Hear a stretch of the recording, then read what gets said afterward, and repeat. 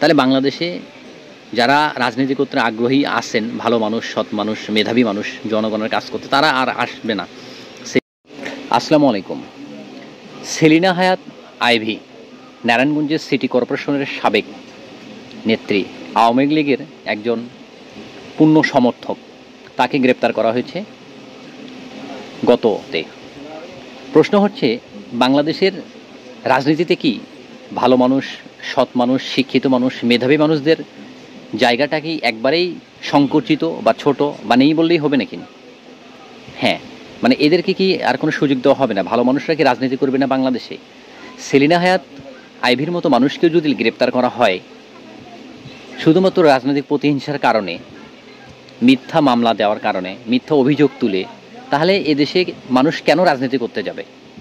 এদেশে রাজনীতি মনে হয় শুধু দুর্নীতিবাজদের জন্য, চিটারদের জন্য, অসৎ মানুষদের জন্য, মূর্খ মানুষদের জন্য, মেধাহীন মানুষদের জন্য, অর্থাৎ যারা জনগণের সেবা করার পরিবর্তে টেন্ডারবাজি করবে, চুরি করবে, দুর্নীতি করবে, দখলবাজি করবে, বিভিন্ন জায়গায় হামলা মামলা, ভয়ভীতি প্রদর্শন করে জনগণকে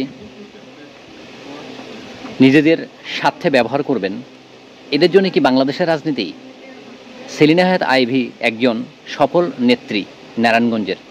তিনি আওয়ামী লীগের সবচেয়ে কঠোর সমালোচক একজনও বলা যায়, কারণ তিনি আওয়ামী লীগের পদপ্রার্থীর সঙ্গেই গত নির্বাচনে স্বতন্ত্র প্রার্থী হিসেবে দাঁড়িয়ে বিপুল ভোটে জয় অর্জন করেছেন এবং নারায়ণগঞ্জের অন্যতম একজন খ্যাতিমান সন্ত্রাসী বলেও পরিচিত অনেকের কাছে শামীম ওসমান, নারায়ণগঞ্জের ত্রাস, তিনি তার সঙ্গে ভোটে স্বতন্ত্র প্রার্থী হিসেবে জয়ী হন। তাহলে বোঝা যায় যে একটা নেত্রীর কতটা জনপ্রিয়তা, তাও আবার মেয়ে। তিনি তার পিতার থেকে এই শিক্ষা অর্জন করেছেন। তার পিতাও একজন সফল রাজনীতিবিদ ছিলেন এবং তারাও বংশীয়ভাবে আওয়ামী লীগপন্থী বা আওয়ামী লীগের সমর্থক। হ্যাঁ, সেই সেলিনা হায়াৎ আইভীকেও গার্মেন্টসের একজন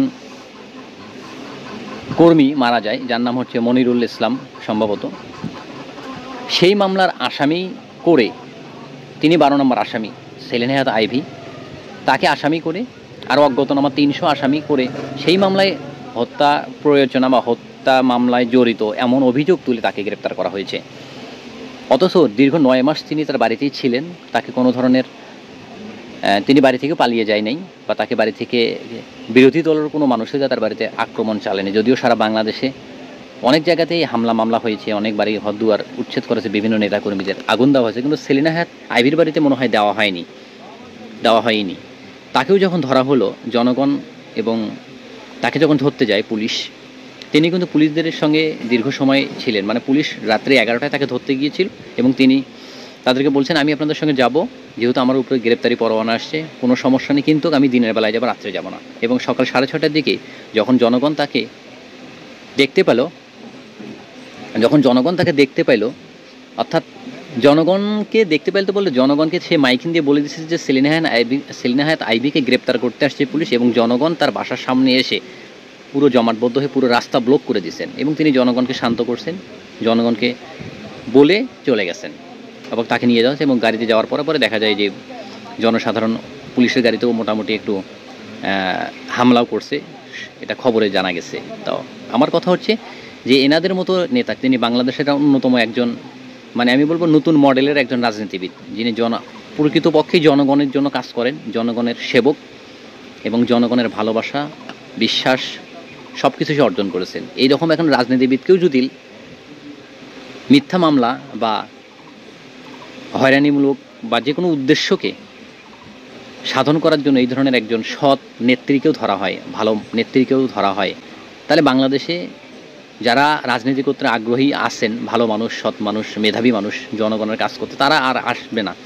সেলিনা হায়াৎ আইভীর মতো মানুষকেও যদি ধরা হয়, তাহলে এইখান থেকে শিক্ষা নিয়ে যারাও একটু আগ্রহ ছিল, আকাঙ্ক্ষা প্রকাশ করেছিল যে না আমি রাজনীতি করব, জনগণের সেবা করব, তারাও এই রাজনীতির মাঠে আসবে না।